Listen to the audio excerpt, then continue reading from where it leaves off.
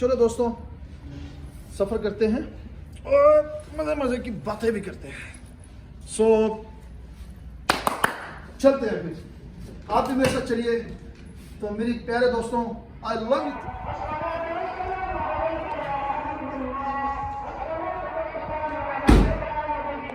تو اب چونکہ لا کے بارے میں بات ہو رہی ہے تو ساتھ ساتھ سفر بھی کریں گے, ساتھ ساتھ آپ سے باتیں بھی کریں گے اور بڑی مزے مزے کی آج باتیں کریں گے. So dear let's come with اس.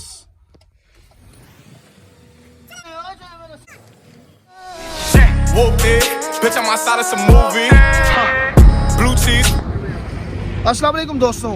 تو اب آپ کو بتاتے ہیں جرم سے لے کے چلان تک کی سارا پروسیجر.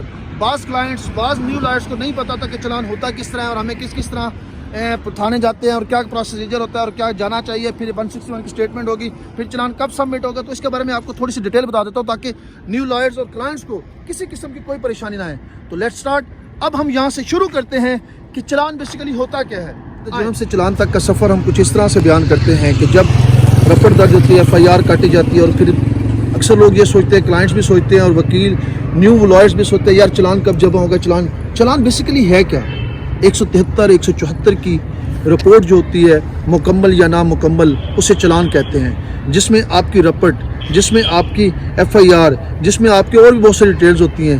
چلان کے پہلے فارم کے اوپر 7 نمبر لکھے ہوتے ہیں, یعنی خانہ نمبر 1 میں فلاں 2 3 4 5 6 7 8. خانہ نمبر 1 میں مدعی اور یا مستغیث کا نام, پھر 2 3 اس طرح جاتے ہیں. خانہ نمبر 7 تک اس میں جو ہے شارٹ سمری لکھی جاتی ہے, یعنی مختصر خلاصہ لکھا جاتا ہے.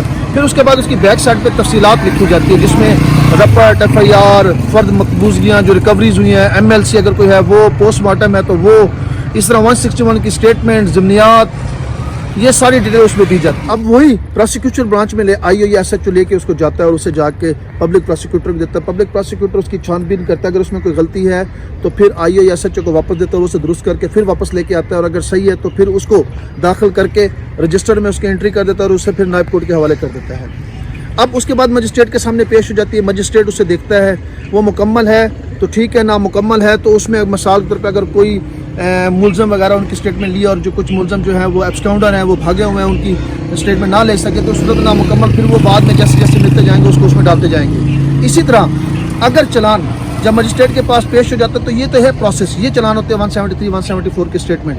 اگر اس میں اگر اخراج رپورٹ بنانی ہو تو پھر اس کے اندر یہ ہوتا ہے کہ اگر وہ بندہ دیکھتے ہیں کہ ملک سے باہر ہے, یا پاکستان ایئر فورس میں ہے, یا پاکستان آرمی کے اندر ہے, یا نیوی کے اندر, یا کسی بھی ڈپارٹمنٹ کے اندر ہے, لیکن وقوع جھوٹا دیا گیا ہے, تو وہ پھر اس کے لیے لکھتے ہیں کہ یہ اخراج رپورٹ بنا کر دے دیتے. وہ ڈیٹیل دیتے ہیں کہ جناب یہ چونکہ اس وقت جاب پوائنٹ تھا, جو وقوع دیا گیا وہ ٹوٹل غلط ہے, لہٰذا ہم استدعا کرتے ہیں کہ یہ بندہ بے گناہ ہے, اس کا پرچہ خارج کر دیا جائے. مجسٹریٹ دیکھتا ہے, اگر وہ سمجھتا ہے کہ یہ بات درست ہے تو پھر وہ اس سے متفق ہو جاتا ہے. اگر وہ سمجھتا ہے کہ نہیں تو پھر اس کا پروسیس چلاتے ہیں آگے. ادروائز اگر وہ سمجھتا ہے کہ یہ بندہ بے گناہ ہے تو پھر اس کی کینسلیشن کا آرڈر کر دیتا ہے, اور وہ پھر SP انویسٹیگیشن کو بھیج دیتے ہیں.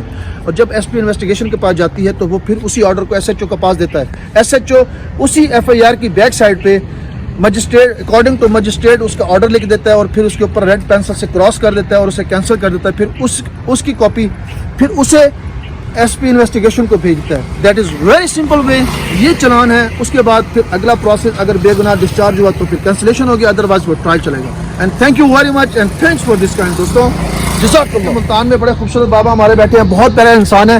تو بابا ملتان بڑا خوبصورت ہے, آپ ملتان کے بارے میں کیا کہیں گے؟ اولیوں کا شہر ہے سنیں. سبحان اللہ سبحان اللہ سبحان اللہ. یہ ملتان ہے, اولیوں کا شہر ہے. یہاں شاہ رکن عالم درویش بابا باولا درویش یہاں رہتے ہیں, اور ملتان میں بہت اچھی شہرگاہیں ہیں. اور یہاں کا سون حلوہ بھی بڑا مشہور ہے. سون حلوہ یہاں کا آم بھی بڑا مشہور ہے. حافظ کا سون حلوہ مشہور ہے. کیا بات ہے.